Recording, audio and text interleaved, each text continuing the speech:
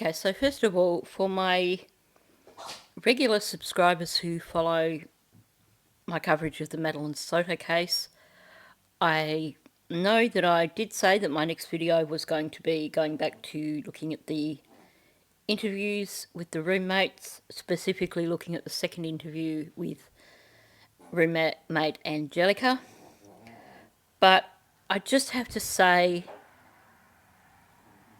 the stepfather in this case really bothers me. And there seems to be a lot of people who are convinced that the mother of the children is basically the only culprit in this, and that the stepfather is just some innocent bystander who couldn't possibly be guilty because he's been out searching for the children, he's handed over his phone, he's even offered to do a polygraph test. The thing is, and I'm just going to say this up front, the first thing that drew me into this case was seeing about 10 seconds of an interview with the stepfather. And straight away I saw massive red flags and I was concerned by what I saw. I'm starting to get a sense of what actually went on with these two children. And it is my belief that the number one person who should be looked at is in fact the stepfather.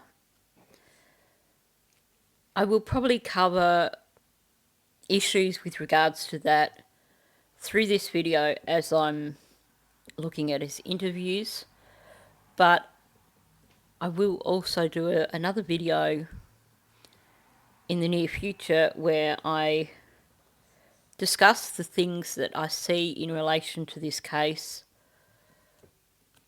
why I see these things, and what it could possibly mean. Now, I've noticed that as well as grifters coming out of the woodwork with this case, there's also trolls coming out of the woodwork with this case.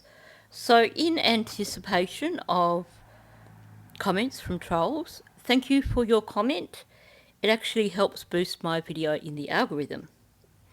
Now, on that note, one rather helpful troll commented yesterday that basically me having a look at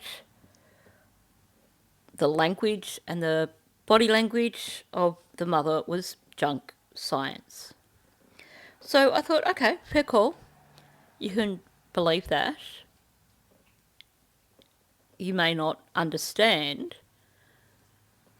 the process and how it works. So who am I to argue with that when I haven't explained fully where I'm coming from when I'm looking at these interviews and how I'm analysing them?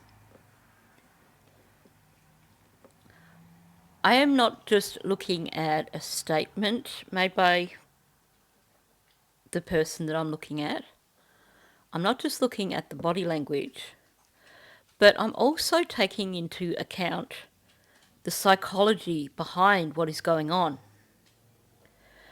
The psychology behind what is being said.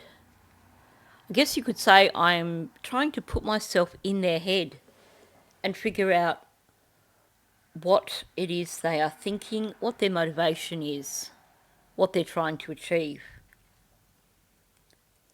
So maybe that's junk science, but I'm basically analysing these people based on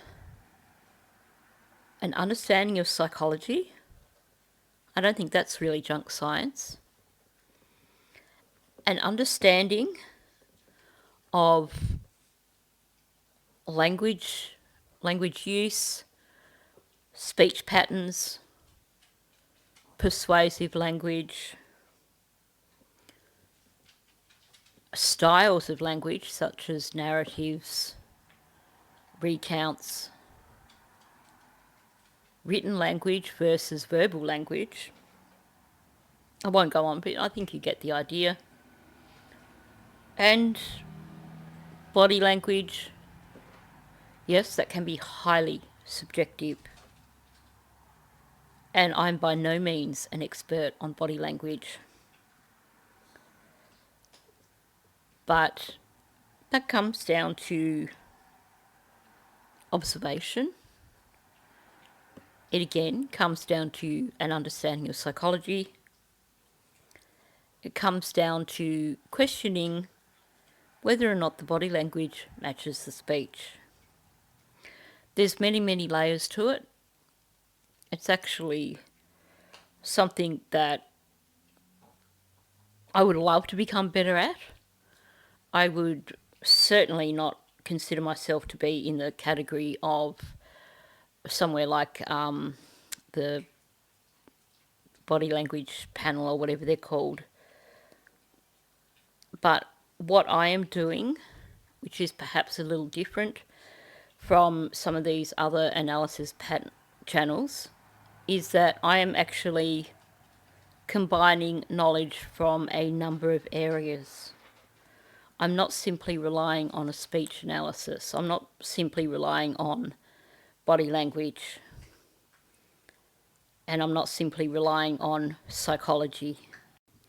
I should probably also add here that in addition to all that, or at least under the psychology banner, I do take into account people's cultural and socio-economic background, because that can also have a significant effect on how they communicate.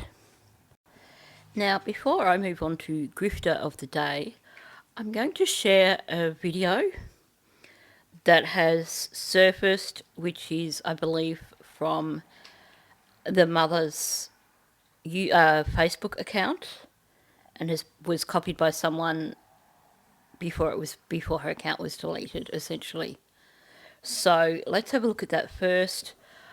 I'm going to attempt to alter the balance on the audio so that you are not deafened by Lily's excited squeals. Failing that, I will be playing it on silent. So it is a video from Jack's birthday.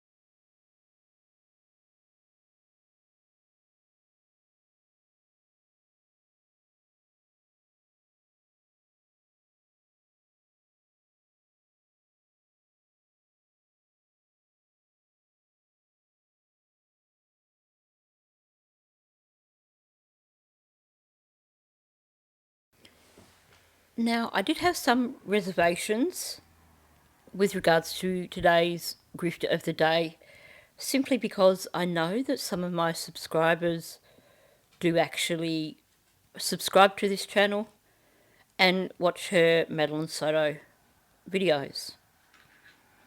However, this has got to be said. So this channel is guilty of crime. So why am I naming her up as Grifter of the Day? Two things. First of all, this creator has latched on to the rumours about the party that may have or may not have occurred at the house prior to the children going missing.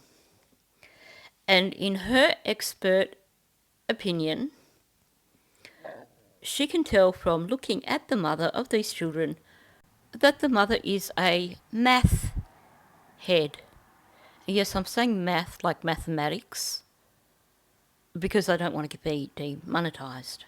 She's also claiming that she can tell from looking at the house that they have a math lab in that house. Now, she hasn't explained her reasoning for knowing that about the house. As for the mother, she said, well, you can tell because of how small her pupils are. Well, I'm presuming she is referring to during that outdoors interview. And you know what happens when you go outside?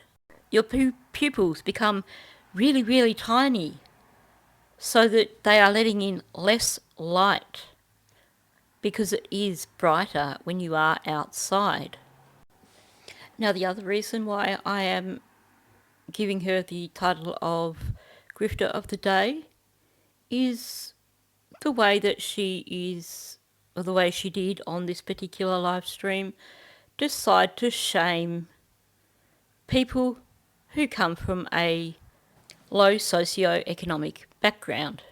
In other words, poor people who don't have fancy houses.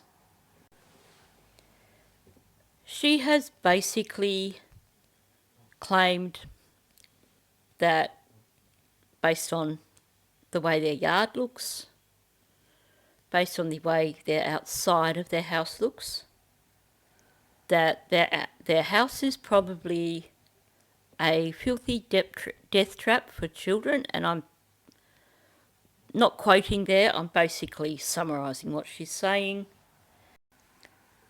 She's saying that the children appear to be malnourished, not cared for, and there seems to be an assumption there that if you happen to live in a rural area and you live in a somewhat poor family, you don't have a lot of money, and you don't have a fancy house, that you must certainly be into rugs, let's say, because that's what those kind of people do. So my comments on these claims: you can't simply look at someone doing an outdoors interview and presume that they are into rugs just because their pupils are small because they're out in the sunlight. You also can't presume that because a family lives in a poor area and doesn't have a fancy house, that the parents must be into rugs. And as for claims that, well, since the backyard looks horrible, the inside of the house must also be a death trap and be horrible, that is a huge assumption to make.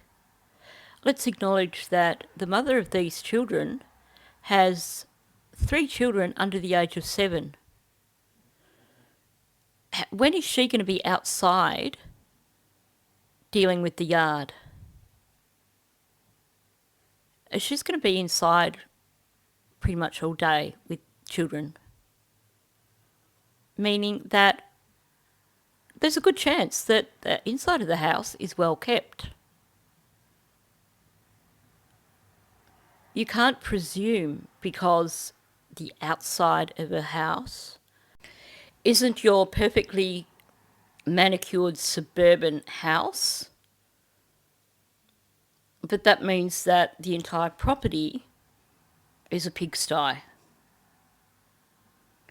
I think we also need to recognise here that it is a rural property.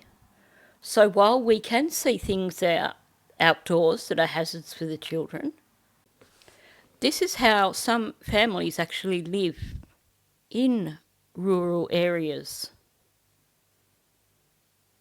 And those children actually learn to be hardy children. I'm not suggesting that it is right to have steps that look like they're falling apart, but I feel that we need to be careful when we judge people based on our own cultural and socio-economic backgrounds. Not everybody lives in super fancy, super expensive homes. And maybe if there are areas in their home where the carpet is threadbare or there's holes in the carpet, maybe their clothes aren't brand new clothes, hand-me-downs or second-hand clothes. Maybe that's all they can afford. And maybe we shouldn't be judging them on how wealthy they appear. Now, I know that's a really, really long intro, but I do feel it's important to address misinformation that's being put out and also to address people's biases. Now, with that said, let's jump in and have a look at these various snippets of interviews that were done with the stepfather, Daniel Martell. The last few days have been very stressful. I mean, ever since the Friday morning when we noticed that the children were gone. Immediately jumped in the vehicle, surveyed all the areas, many dirt roads, many culverts as I could, and waited for the police to get there. Okay, so I'm going to start by talking about what he's said here. It's only a short clip, but there's so much going on. First of all, he's speaking in the passive voice for pretty much this entire clip. The last few days have been very stressful.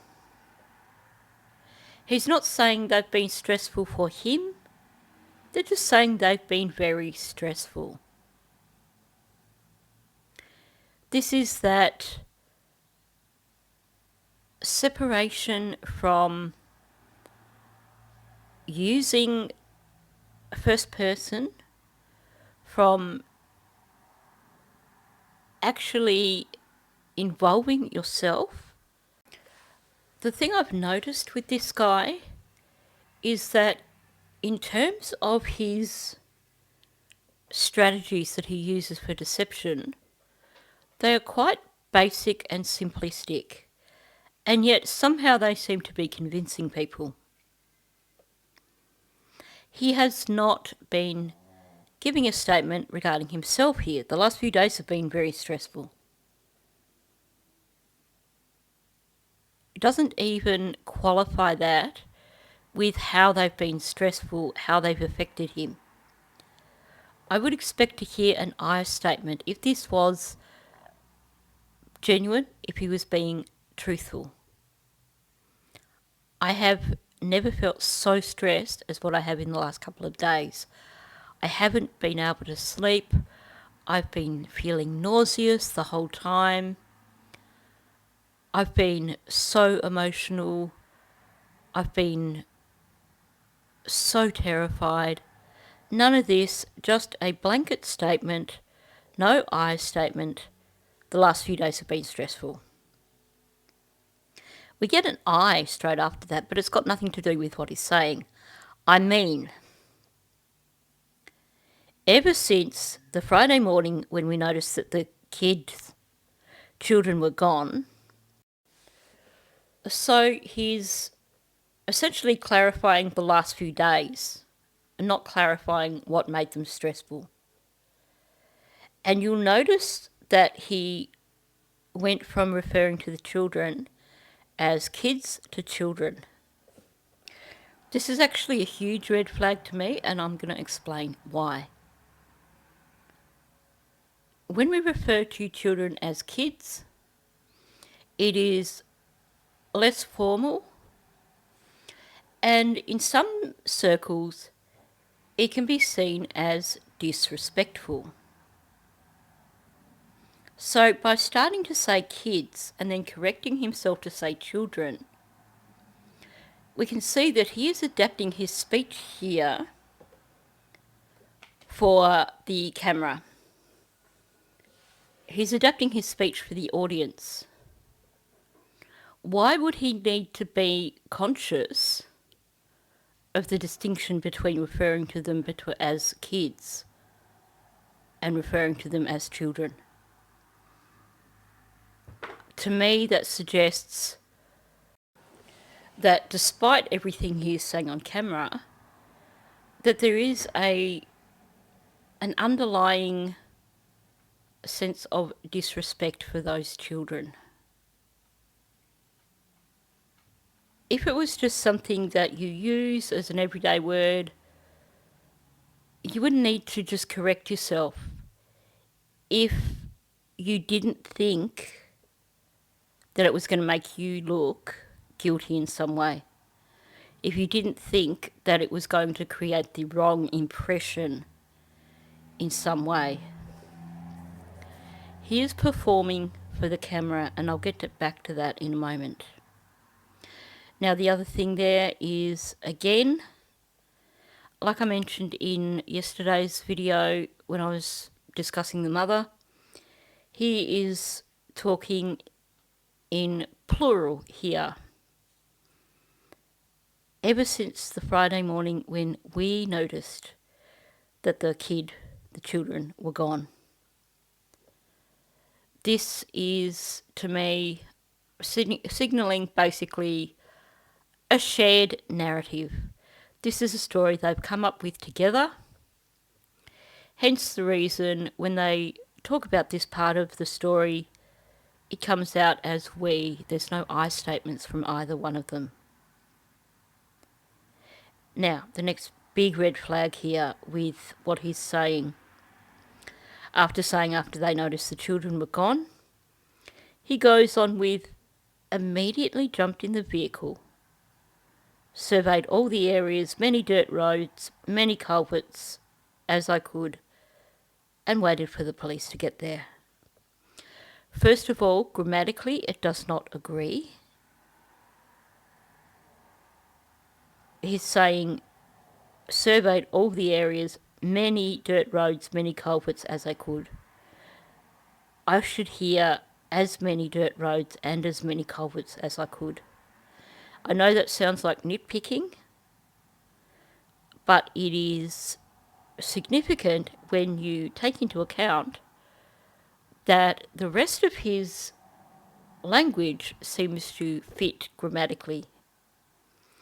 The biggest red flag here is the way he starts his sentence. He doesn't start with, I immediately jumped in my vehicle. There's no I statement at the beginning, just immediately jumped in the vehicle. This is basically a BS story. This did not happen.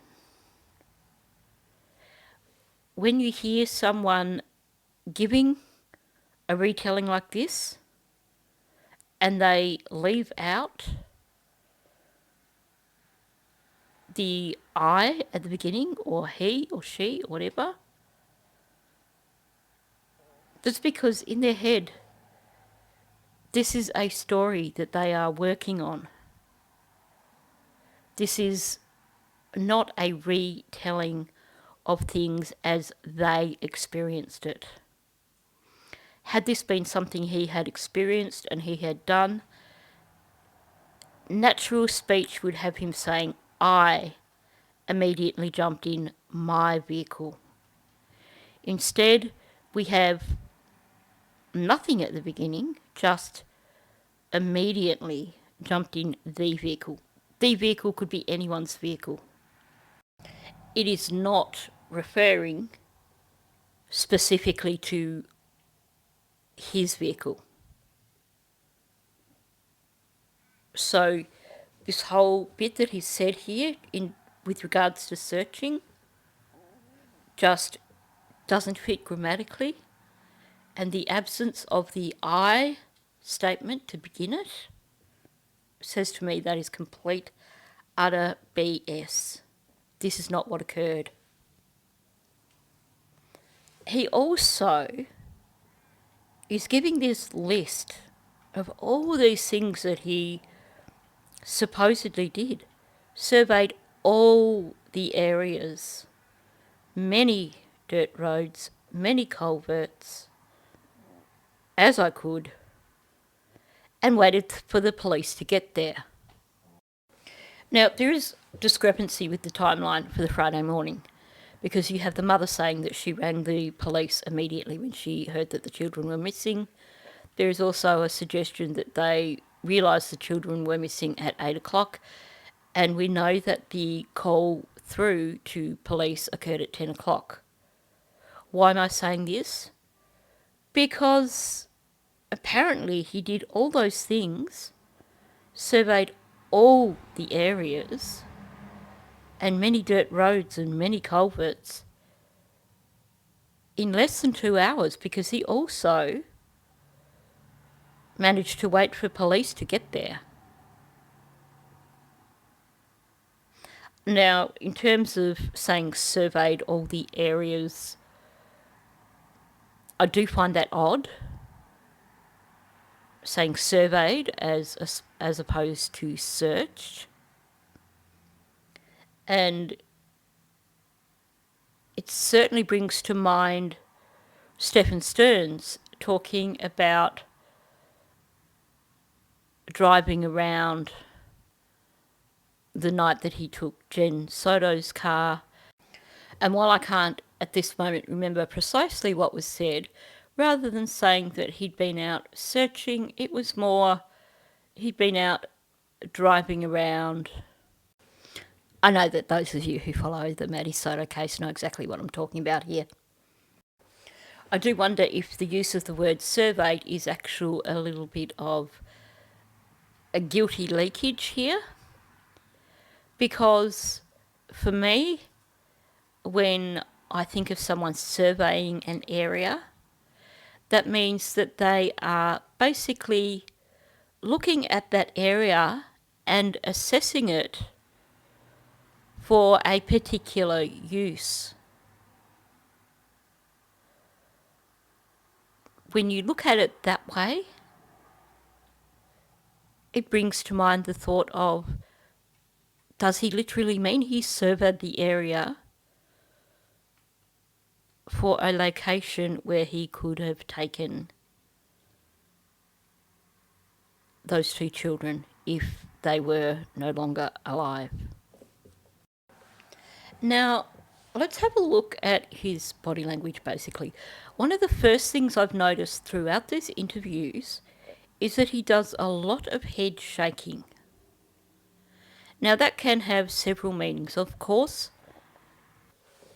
You need to have a look at it with regards to what is being said at the time in order to see if maybe the head shaking or head nodding is in agreement with their language. It can also be a sign of anxiety, but it also can be a sign of deception. When someone is trying to act sincere and convince someone that they are being truthful, that their story is to be believed, then you may see excessive head movement. So the question here is he showing anxiety? Is he trying to convey sincerity? Or is his head movement in line with what he's saying?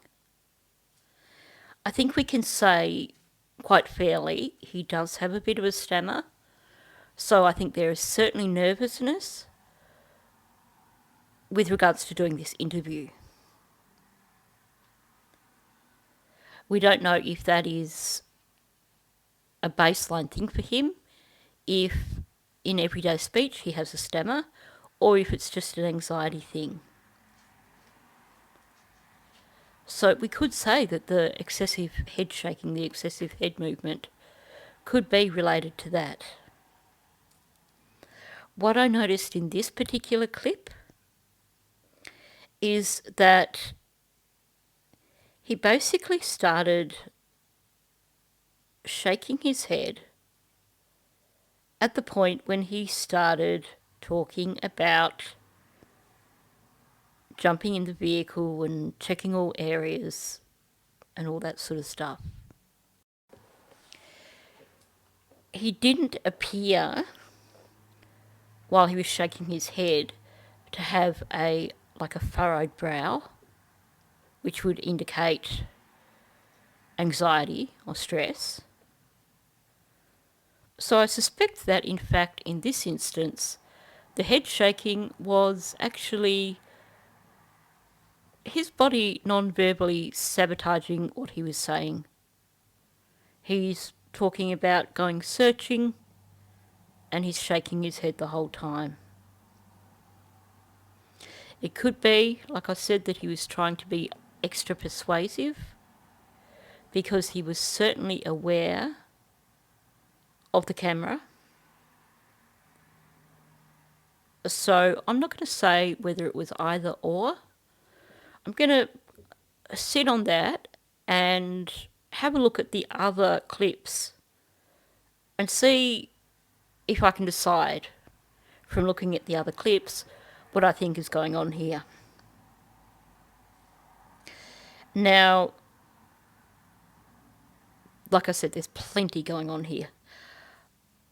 Another thing I see is 2 instances when he closes his eyes. After saying that things have been very stressful, he closes his eyes. And then when he says, "We noticed they were gone," he closes his eyes again. Now,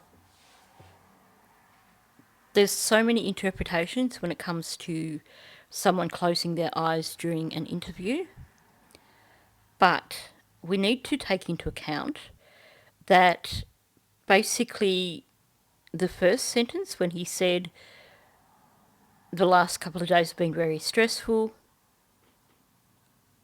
he's not using an I statement.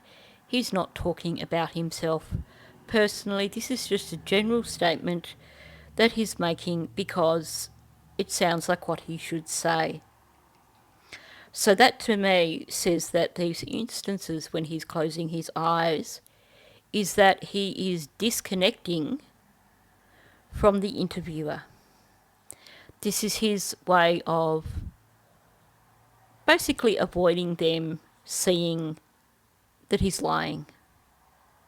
You'll see this when someone is being less than truthful. There will be occasions when they may look away or they may close their eyes in order to separate themselves and basically shut themselves off from the person that they are talking to. Now, the second time that he closes his eyes, he also gets a bit of a grimace with his mouth. This is when he's talking about, "We noticed the children were gone." Now, you could say, okay, fine, that would be something, he's demonstrating distress. It would be somewhat distressful to suddenly discover children were missing. However, when this occurs, what we see is we don't see the furrowed brows, and the grimace is asymmetrical. It's only really happening on one side. Generally, when you see that sort of asymmetry, that means that you are not looking at a genuine reaction, a reaction that actually agrees with what is being said.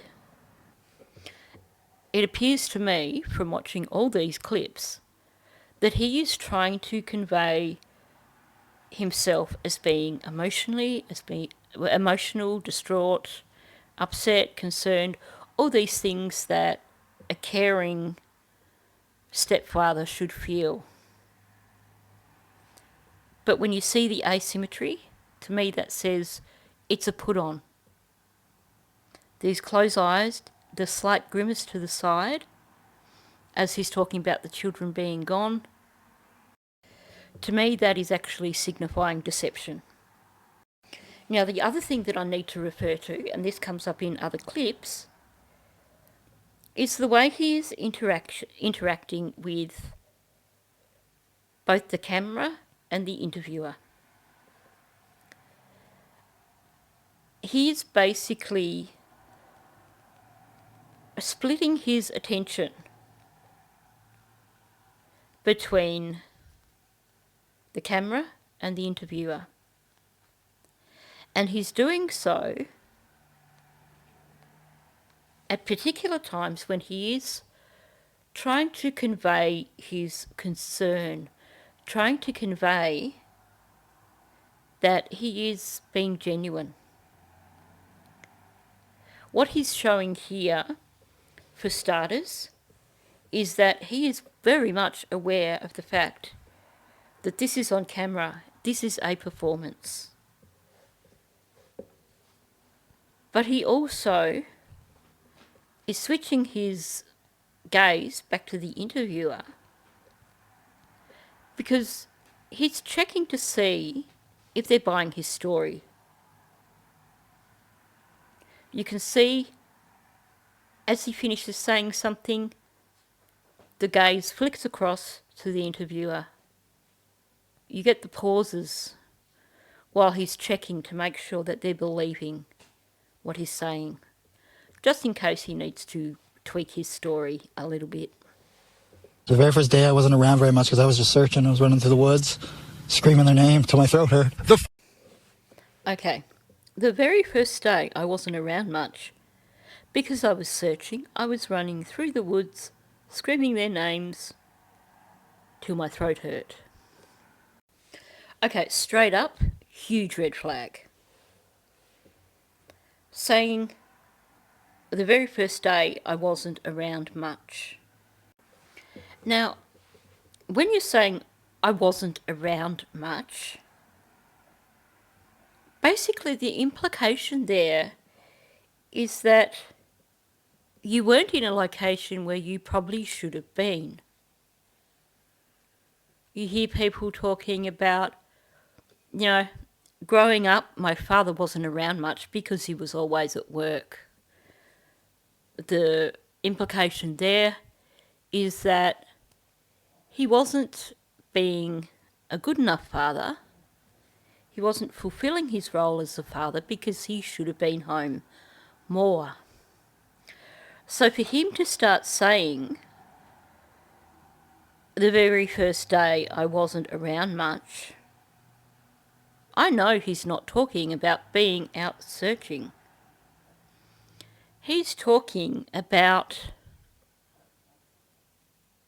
not being easier to locate. He's talking about not being in the location where he probably should have been. Now, while this was never something said by Stephen Stearns, but I would compare this to Stephen Stearns doing that middle of the night run from Orlando all the way down to Northport and back. That was somewhere that he wasn't really meant to have been. He was absent from the hotel room. This is the same sort of thing. He's explaining basically an absence.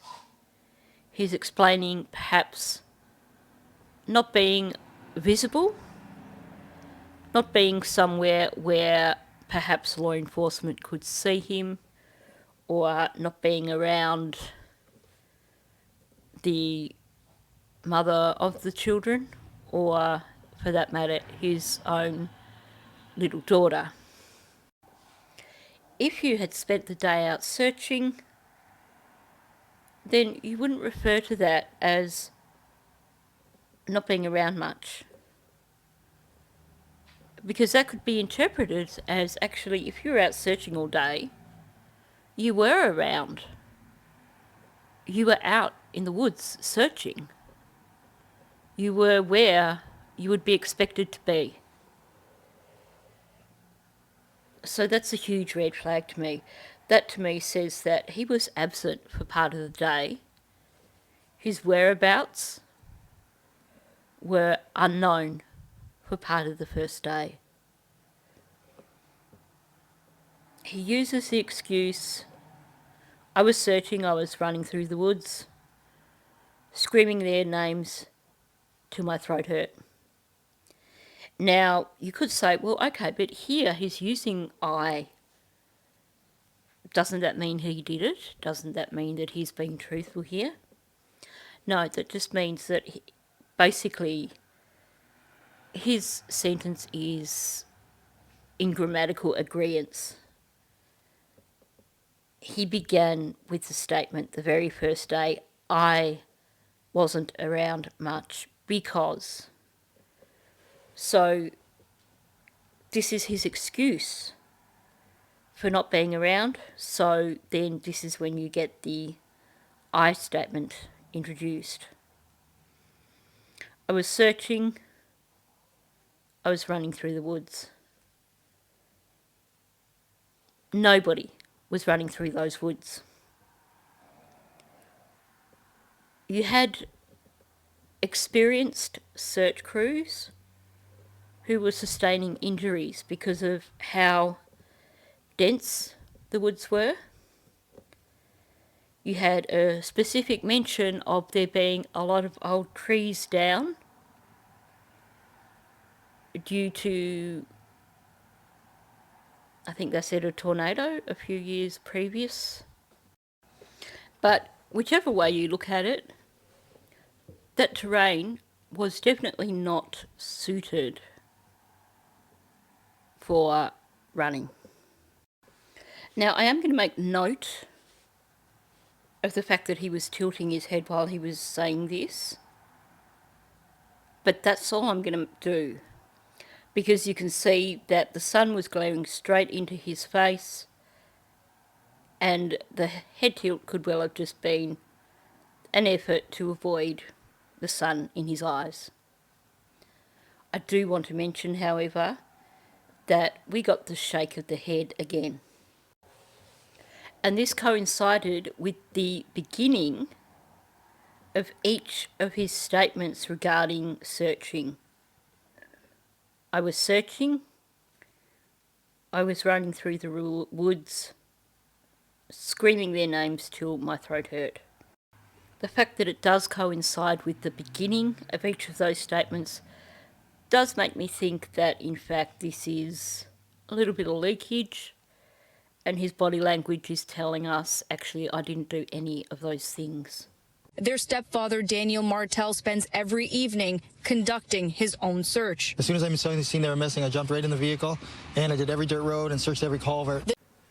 So, first of all, I want to address what the reporter said. And she said that he's spending every evening conducting his own search. Now, this sounds incredibly familiar to me. And I think I need you to help me out here, but I do recall that it was Don Wells who claimed that he was conducting his own searches. Now, it's a shame that we don't actually have this as a clip with him saying it, because I think the body language would actually be quite telling. It certainly sounds like the words of someone who is trying to deceive. Why conduct the search in the evening? Why not go out searching during the day? Maybe you could claim that you've been told that they only want volunteers out searching, and they don't want civilians out searching. And maybe you could say that's the reason why you are conducting your own search every evening. You're waiting till after all the searches have finished so you can go out and do your own search. That doesn't ring very true to me at all. If you were that determined to be a part of the search, you would put your foot down and say, look, you can't stop me. I want to get out there and search for my stepchildren. Lurking around after hours when everyone else is gone is somewhat reminiscent, once again, of Stephen Stearns taking Jen's Soto car out at 3 o'clock in the morning to supposedly search along 192. I've noticed with this guy that he has a way of making statements which basically cannot be proven or denied. By saying that he's out every evening conducting his own search, obviously what is being suggested there is that he's going out searching when all the other searchers have finished and left. Of course, we know that the searches were being conducted pretty much 24/7 in shifts. So I suspect that the main reasoning for saying that he was doing it of an evening is because that would of course be when it was dark, and it would be easy enough to say, oh no, you just didn't see me because it was dark and you didn't notice me out there with my torch amongst the other people searching.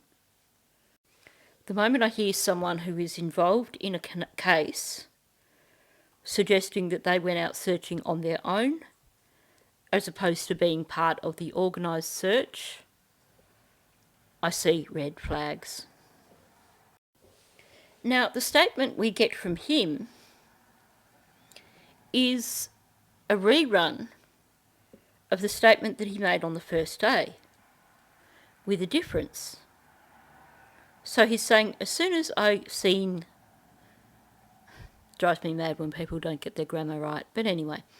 As soon as I seen they were missing, I jumped in the vehicle and I did every dirt road and searched every culvert. The first thing I see here is that he's now actually referring to as soon as I seen that they were missing. I jumped in the vehicle and I did every dirt road. He's changed his narrative now and using I statements. Does that mean that suddenly it's truthful? Doubtful. He still refers to jumped in the vehicle, not his vehicle. But to me, what's happening here is that classic example of a made-up story where, through repetition, in your head that story becomes real. He's now repeated this story enough times that he's been able to insert himself in this situation. I believe this is also after whatever happened between him and the mother of the children, meaning that this is probably also signalling the disconnect between the two of them. They're no longer co-conspirators, but instead he's in this just for him. We see him shaking his head again when he refers to I did every dirt road, but we see less of a reaction when he refers to searching every culvert, which is something I find really interesting, especially because this is the first time when he actually uses the term search as opposed to surveying or did every dirt road. I'm actually not going to address that right now. but I'm going to come back to it later on after another clip. Now, we again see him flicking his glance towards the camera at the end of most statements, not all, showing that he's very much aware the camera is there. He's performing for the camera. He gets this flick towards the camera when he says that he jumped in the vehicle and when he says that he did every dirt road. When he says he searched every culvert, he does not look at the camera. I think this is significant. Like I said, I will come back to this.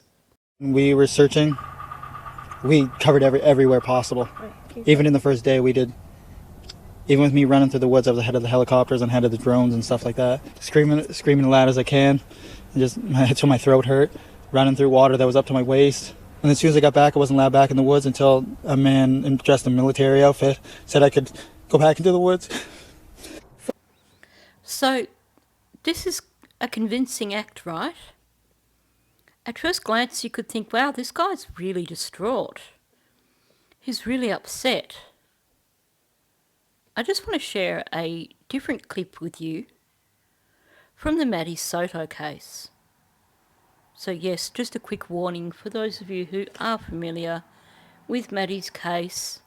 I'm going to play a brief clip of Stephen Stearns. It just keeps coming in waves. Just the reality keeps hitting. We don't know where she is. We don't know if she's safe.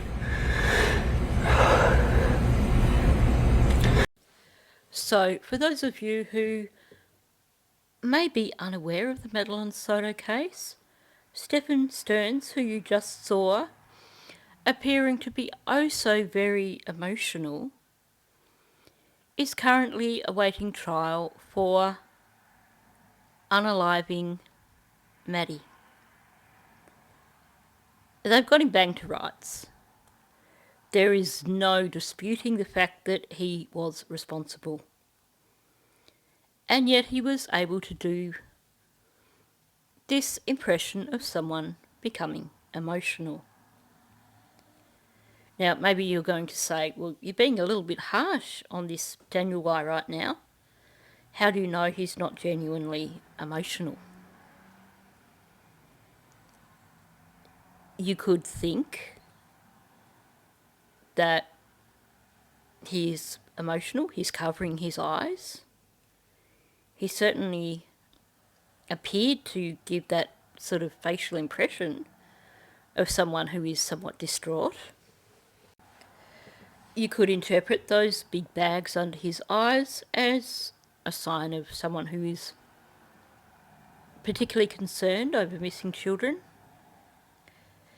But the reason I put this particular clip up is that what he did here, and it's actually more apparent in another clip which you'll see later on, he starts putting on the tears, putting on the emotion, and he drops his head down, a bit like Stephen Stearns did, and you see the eyes close, and then just before he brings his hand up and covers his face, he raises his head a little bit. You see the eyes open just enough for him to look directly at the interviewer to make sure that they are watching his performance. And then the hand comes up and we get the block out. I wasn't allowed back in the woods until a man dressed in military outfit said I could go back into the woods. You'll also notice that while he's saying this, you've got the asymmetry happening again. He's got one side of his mouth raised up higher than the other side, which, of course, is either showing contempt or deception, given that he's saying that a man in military outfit told him he couldn't go back into the woods. It could be contempt, And contextually, I would suggest that's probably what it is. It appears that he definitely was in the woods that morning, because obviously that can be verified. Him saying that he came out of the woods and was prevented from returning by a man dressed in military outfit. But let's look at what he was actually saying. Again, we've got the we statements. So I'm thinking that actually him being in the woods wasn't actually for searching. It says we were searching, we covered everywhere possible, even in the first day we did. There's all we statements there. Now, we know he's not referring this time to the mother in terms of her being out there with him searching. To me, this sounds though like it is an agreed narrative, something that has been discussed and agreed upon. He's using the term we because this is the story that the pair of them concocted together. And then he divulges from that. Even with me running through the woods ahead of the helicopters, ahead of the drones and stuff like that, this guy is Superman. Notice the way he's adapting his story. He is becoming far more comfortable and far more confident with being in front of the cameras. You don't get any of this stammering anymore. He is definitely sounding far more confident. And with that, I think he is stepping up his performance. And I do believe it is a performance. And by the time we get to this video, I think you'll understand why. But he has adapted his story.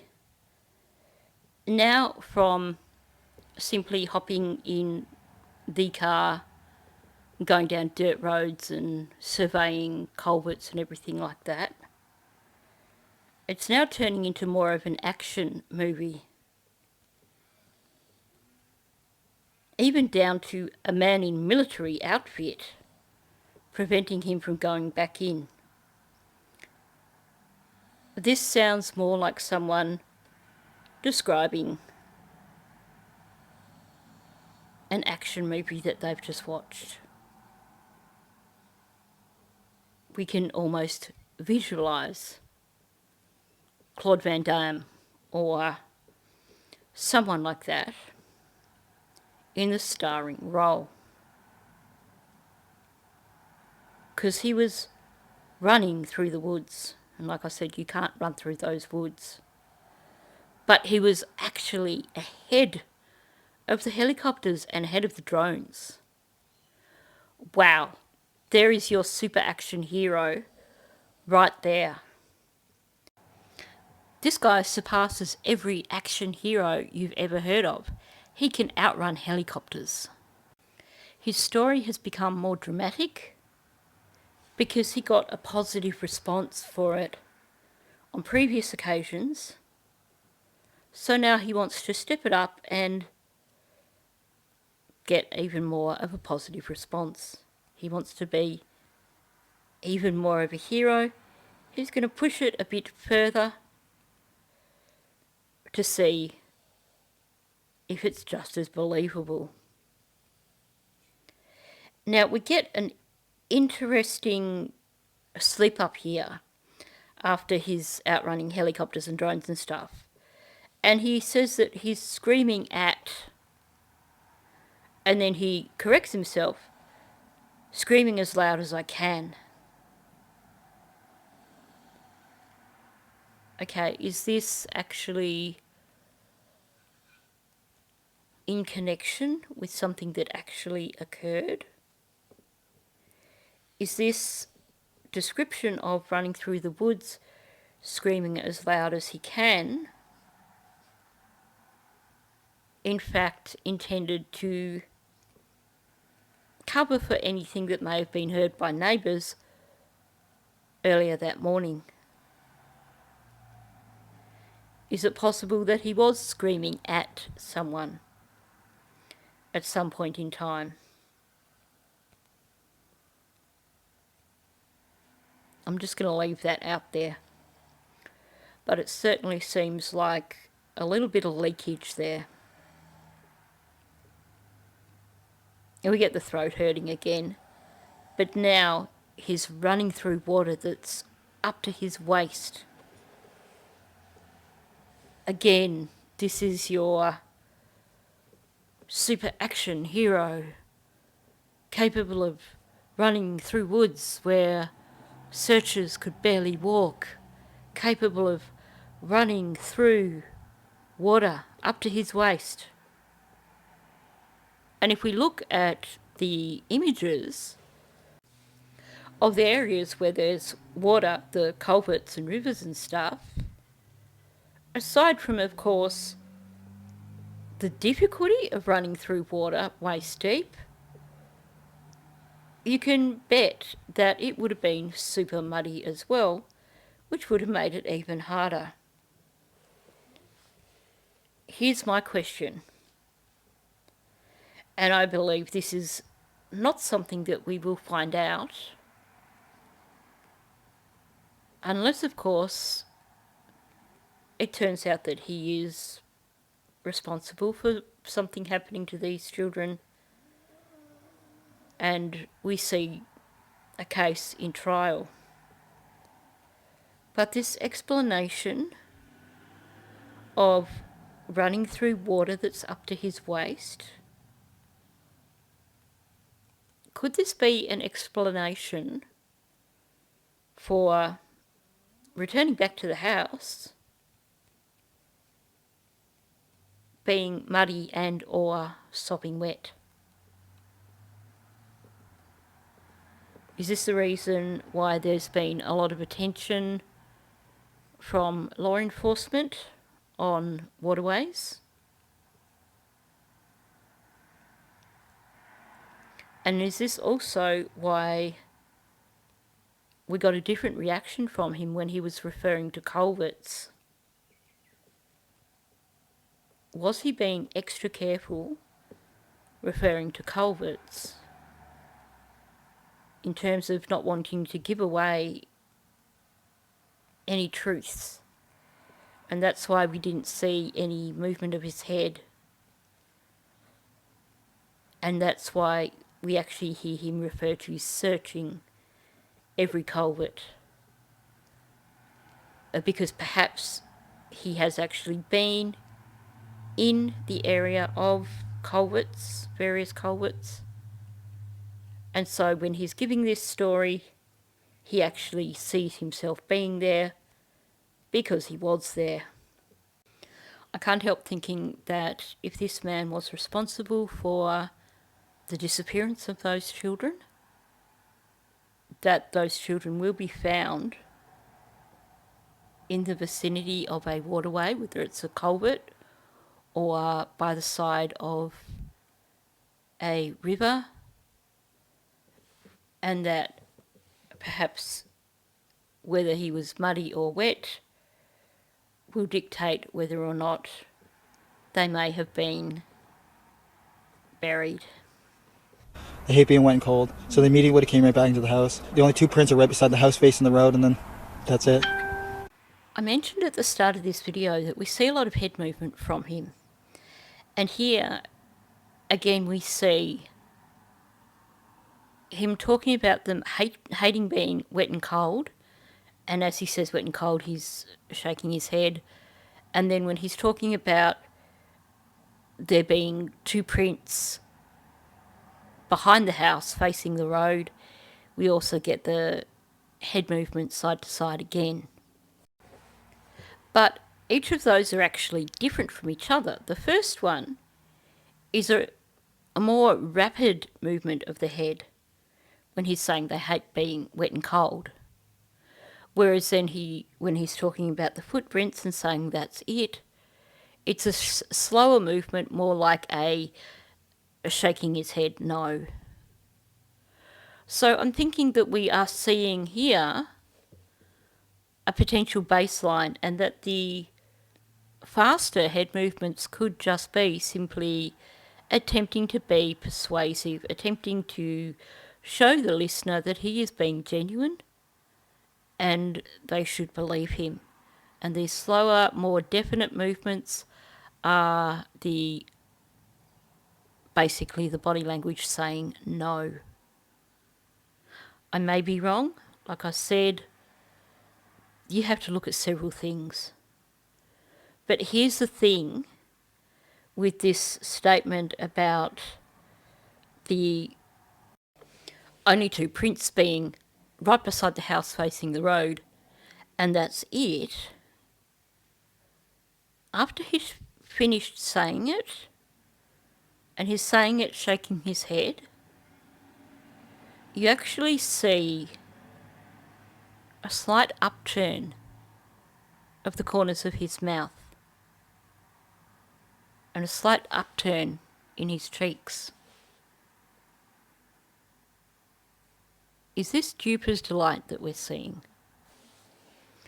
Because realistically, he wouldn't know if searchers have found any footprints in the woods,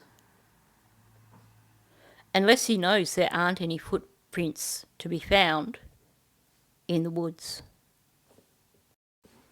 It seems rather convenient to me that the pair of them were pushing this whole idea of an abduction, and law enforcement and saying, no, we've completely ruled that out. And he's referring to this one bit of evidence that has the children apparently, or a child apparently, headed towards the road, which could be seen as a sign of abduction. Now, this is only my opinion,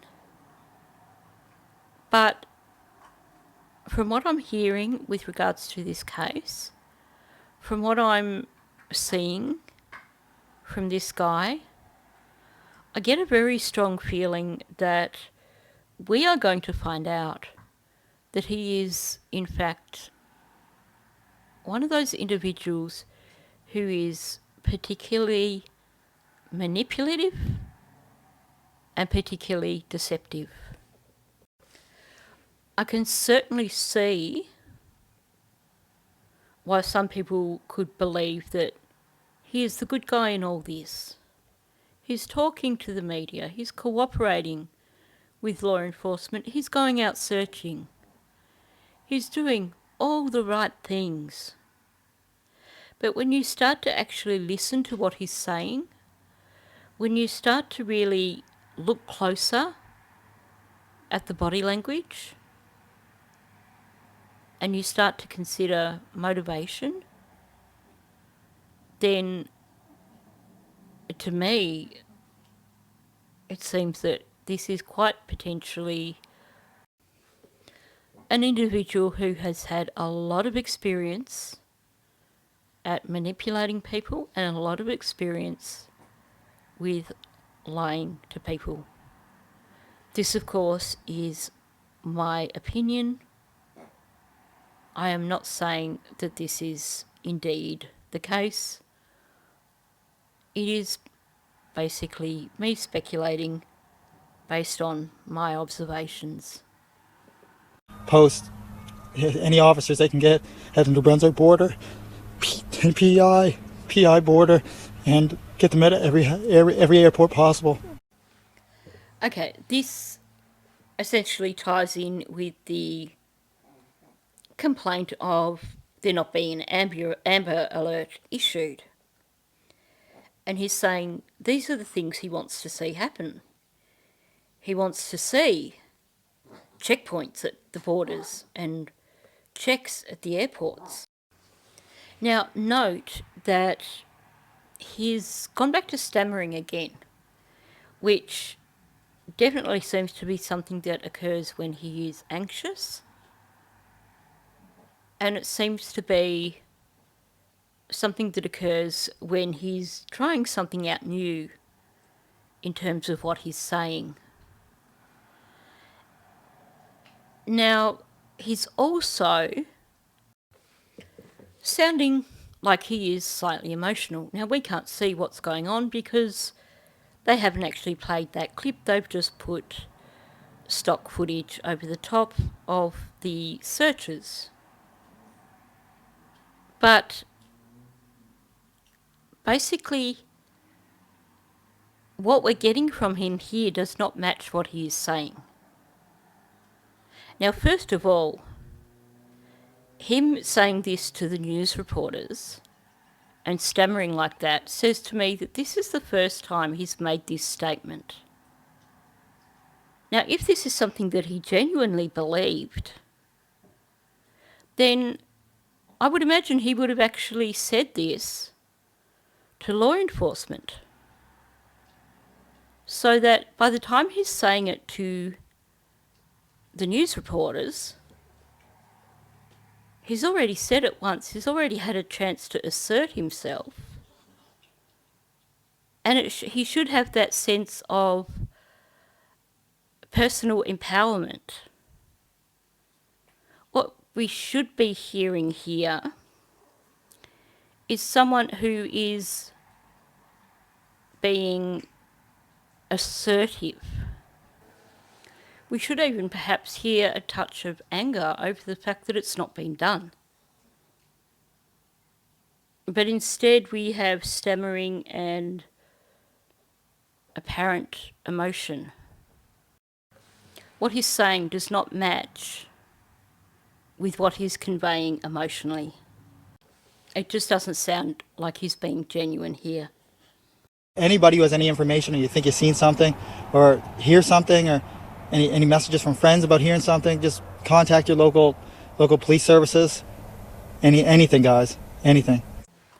Okay, so just a quick mention for those of you who may be new to my channel.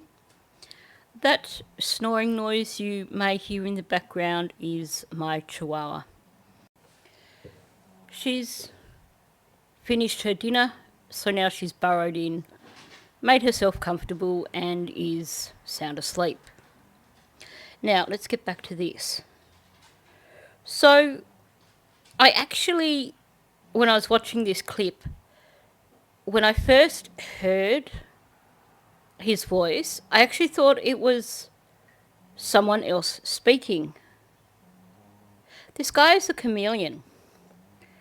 I'll come back to what he said in a moment. But basically, we hear a completely different tone in his voice. We hear even a different cadence to his voice. That's the other chihuahua in the background. He wants attention, but of course this one's asleep. So he's going to amuse himself. I believe he is barking at a mirror right now. Right. So he sounds different. Different tone, different cadence. Like I said, the guy's a chameleon. He's clearly heard this kind of speech being made in the past on television for missing children and stuff like that. And he's playing that role right now. Anybody who has any information, or you think you've seen something or hear something, or any messages from friends about hearing something, just contact your local police services. And then he reverts back to himself a little bit. Anything, guys, anything. I know there are people out there who are supportive of this man, but what I'm seeing here is someone who is playing a role, and he thinks that he's got it nailed. He is performing for the camera.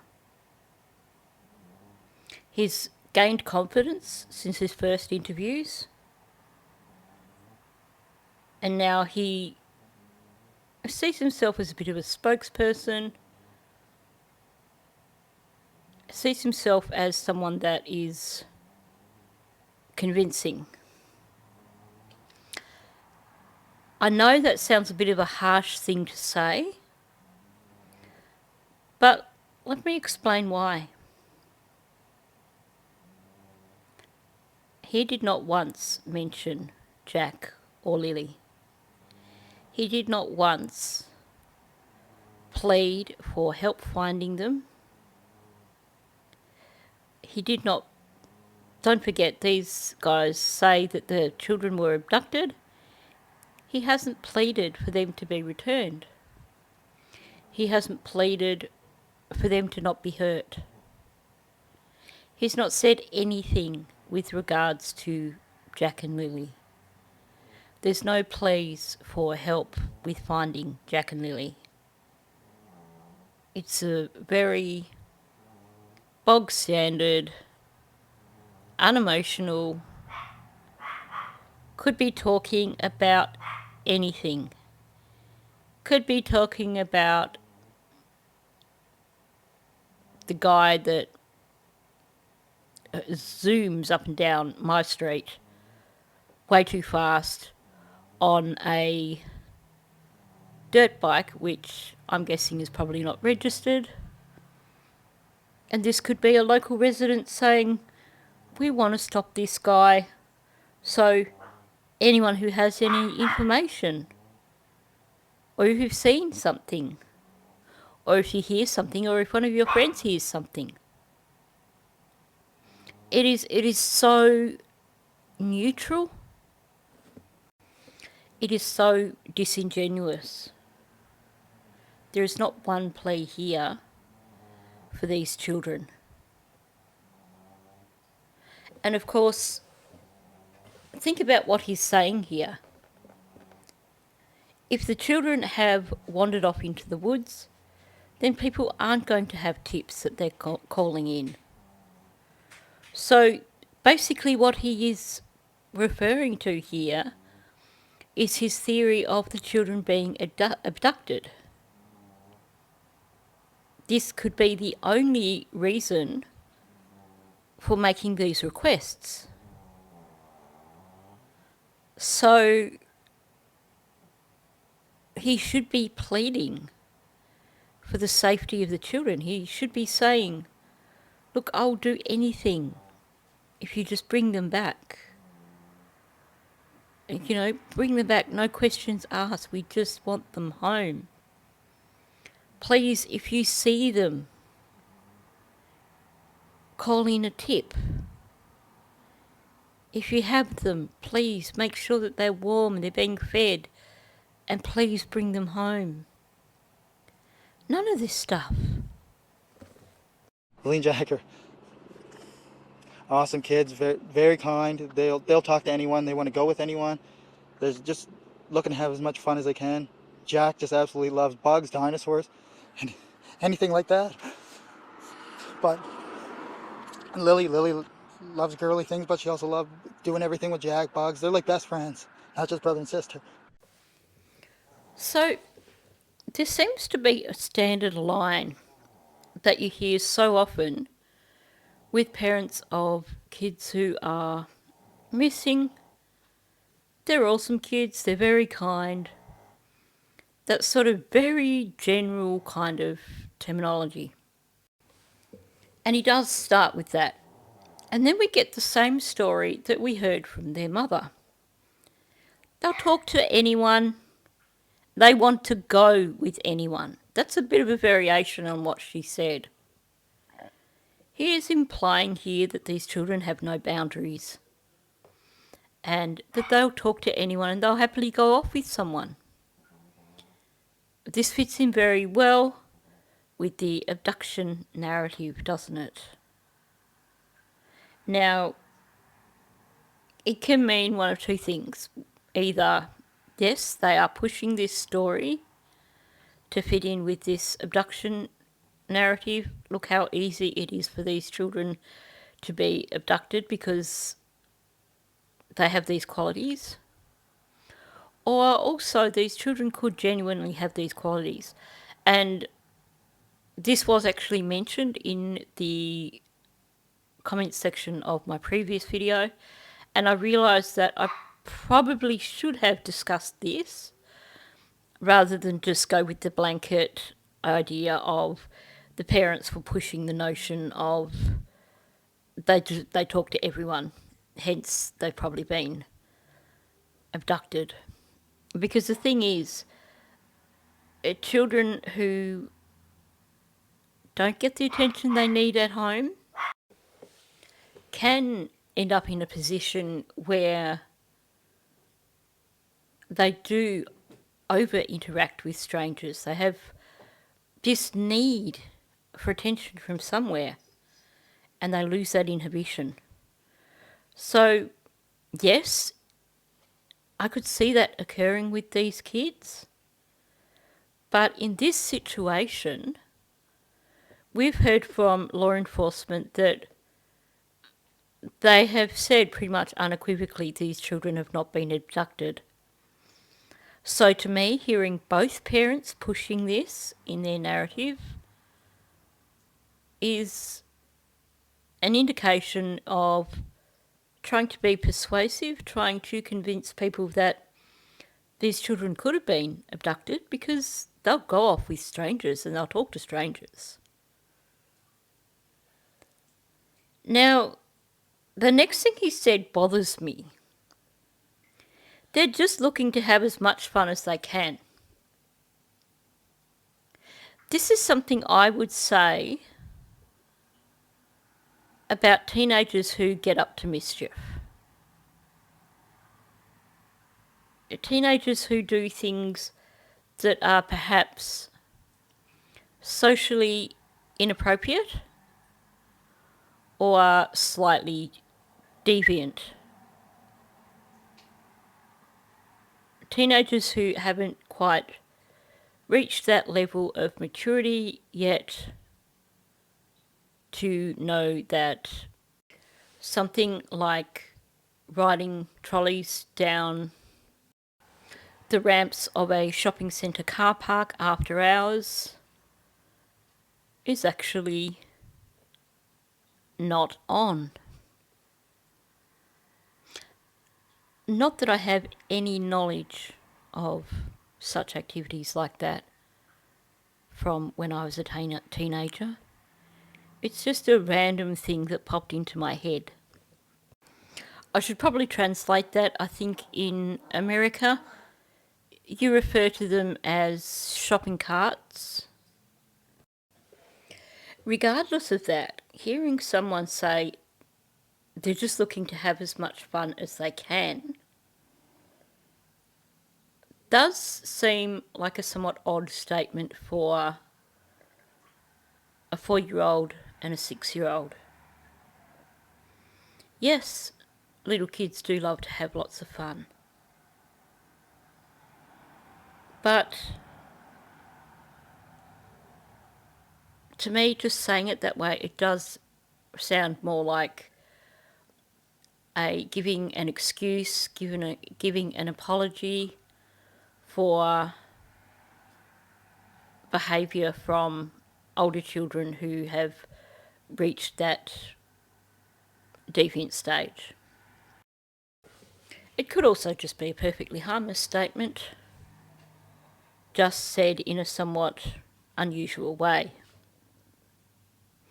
Now here's where we get a major red flag. Jack absolutely loves bugs, dinosaurs, anything like that. But Lily loves girly things. But she also loved doing everything with Jack. Bugs, they're like best friends, not just brother and sister. You know the deal. When you hear someone slip and start using past tense, that is extremely disturbing, particularly when they're partway through a sentence. It's bad enough when you get someone suddenly switching to speaking in the past tense, but when that occurs within a sentence, meaning that grammatically you don't have this agreeance of past tense or present tense throughout the sentence, then that is definitely alarming. That is definitely leakage, and it's something that I cannot ignore. Were it a separate sentence, I would still find it to be a red flag, but because it is in the middle of this sentence, meaning he's basically got a bit of rhythm going with what he's saying to the point where it's just coming out and he's forgotten that he needs to use present tense and not past tense. This is definitely one of the biggest red flags for me. Now, at the end of all that, he says they're like best friends, not just brother and sister. And what I saw in his face when he said, not just brother and sister, concerned me. I didn't see sadness. I saw what appeared to me to be hints of anger. You get flared nostrils, the eyelids narrow, and he appears to be glaring. And he's actually retracted his upper lip just a little bit. He's also lowered his eyebrows, and they're like pulled together. And you get this furrowed brow happening as well. These are all facial expressions that you will expect to see when someone is showing anger. I'm not sure why referring to two children as being best friends, not just brother and sister, would cause anger, unless there is perhaps a level of jealousy, knowing that the other child is only their half sibling, and maybe they're not as close to that other child, and maybe there is some resentment over that, given that they are actually not this guy's biological children.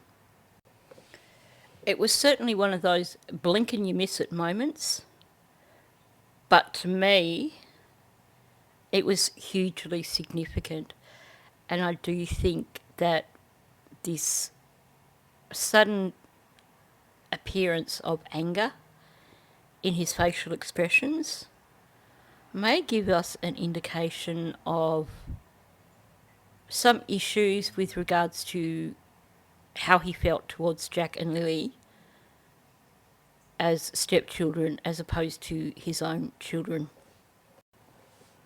There could also be resentment in terms of parenting issues, and perhaps there were arguments between him and the children's mother with regards to how the children should be parented.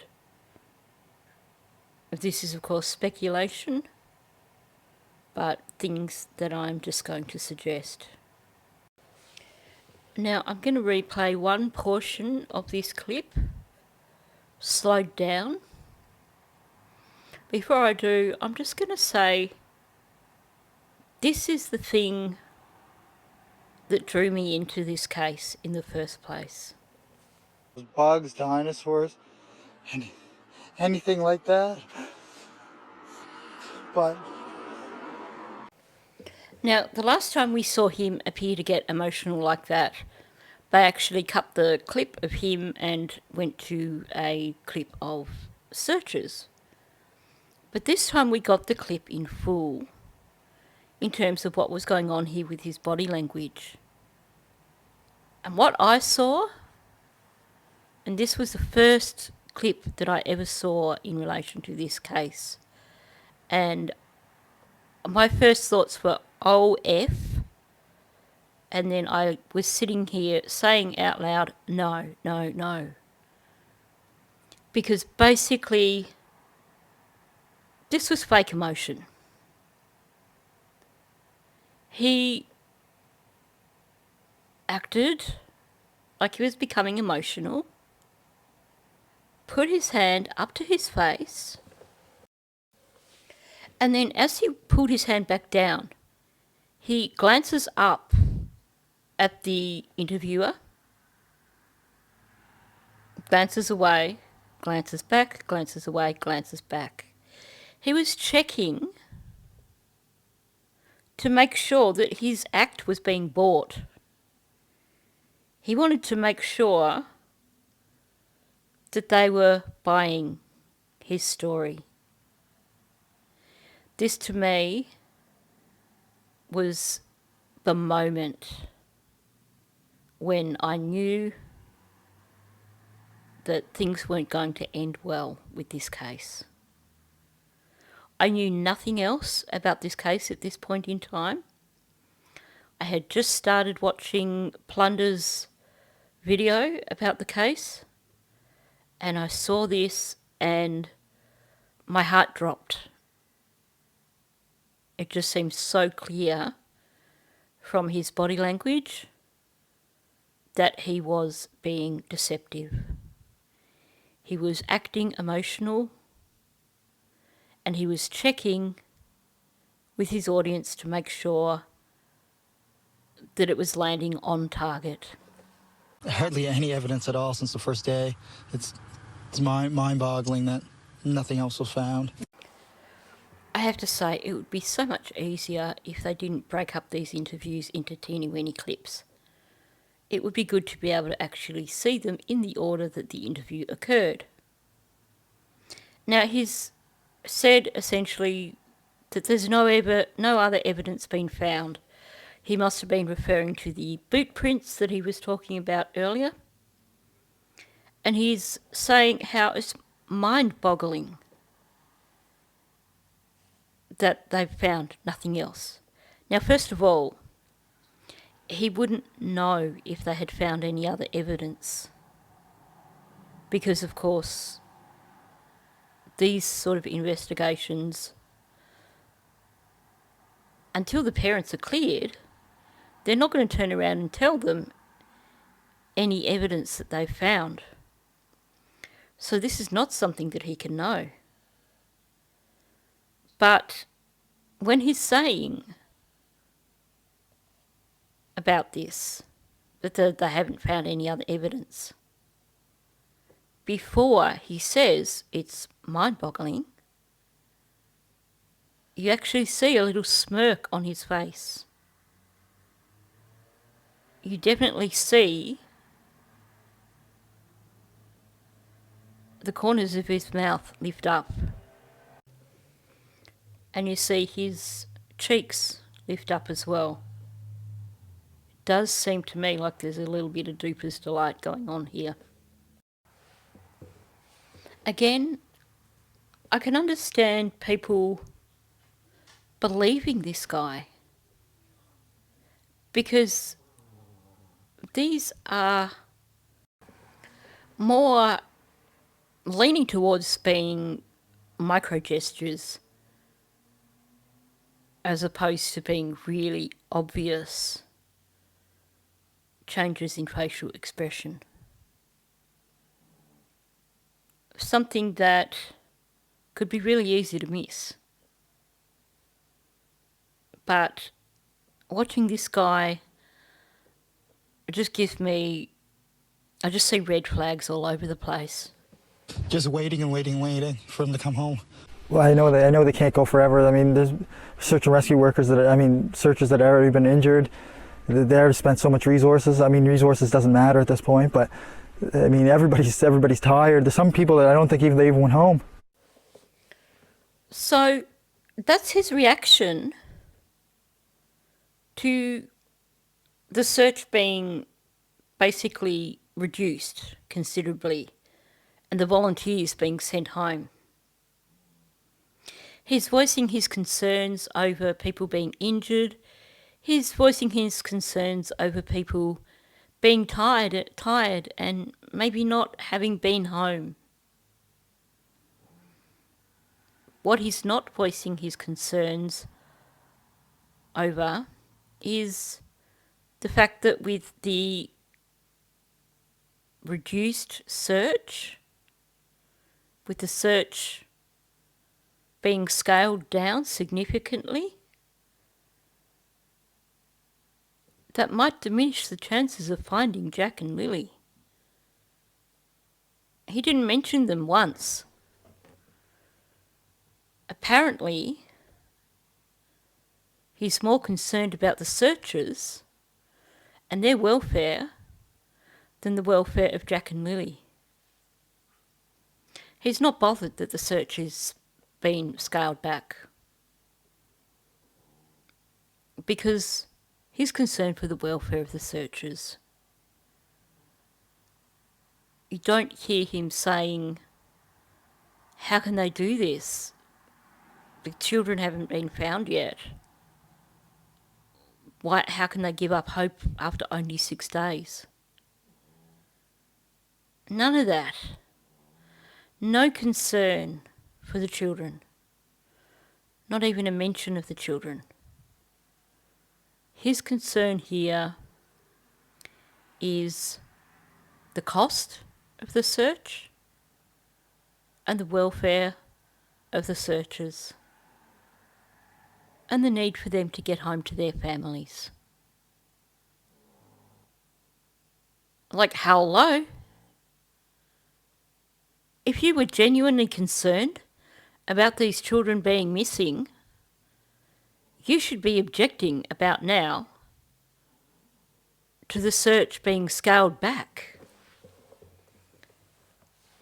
You should be saying how devastated you are that it's going to be even less of a chance now that these children are found. You should be crying at this point, not in any of the other interviews. This is the point where you should be feeling that perhaps all hope is lost. Because without the 180-something searchers out there, with a scaled back search, they may never find these children. This guy knows the kids aren't out there. He knows that the search is not going to bring them home because he knows they never wandered off into the woods. He also knows they were never abducted. You said they're flying in someone to do a polygraph test. Is that on you? That's not just on me, but on everyone. That's what I asked for. I asked for that so early on, and there's not many places that do it in Canada, so they're flying somebody in. Why do you think you need to do that? Do you think they don't believe you? I think their side of the family doesn't believe me, and I just want to clear it up for everyone. Clear it up for everyone, not just the people online making crazy accusations and everything else. So he was claiming that they were going to fly someone in to give him and others polygraph tests. Now, just in case anyone is uncertain, polygraph tests are not admissible in court. Just for starters. But let's acknowledge this. This is a multi-agency investigation. If they were going to spend money flying anyone in, I would say that they would do so if they didn't have any cadaver dogs in the area. But apparently they do. They are not going to spend money flying in someone to do a polygraph test just so someone can put to bed the accusations that are being made by people online. Now, there's something important that was not mentioned anywhere in this clip. She asks him why they're going to fly someone in to do a polygraph test. And like I said, that's utter BS. No agency is going to waste money flying someone in to do a polygraph test. His answer as to why: their side of the family doesn't believe me. I just want to clear it up for everyone, not just the people online making crazy accusations and everyone else. Did you realise what was missing from that whole statement?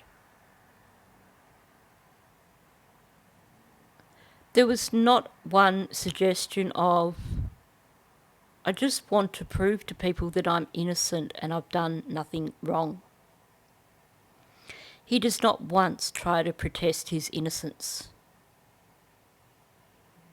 He just wants to use it as a tool to prove to people that he wants to clear it up. He wants people to believe his stories. And he thinks that doing a polygraph test will be something where they'll give him the results of the polygraph test and go, here you go, you can now show their side of the family and everyone online. Doesn't work that way. Even if they were to do a polygraph test, we wouldn't know about it. We may, years down the track, find out about it when things are released after a trial. But it's not something where there's going to be a big news flash. Hey, everyone online, Daniel did a polygraph test and we passed him. Meanwhile, do you know how many guilty people offer to do polygraph tests because they are overly confident and they believe they can beat the polygraph test? Trust me, there are so many. Someone offering to do a polygraph test is no sign of innocence. And of course, there's a level of confidence when someone does that, in that they believe that simply by offering to do a polygraph test, that will remove all suspicion, and that actually the polygraph test won't occur. This to me is not in the least bit convincing. And I know that people all over the internet have been going, look, he must be innocent because he's offered to do a polygraph test.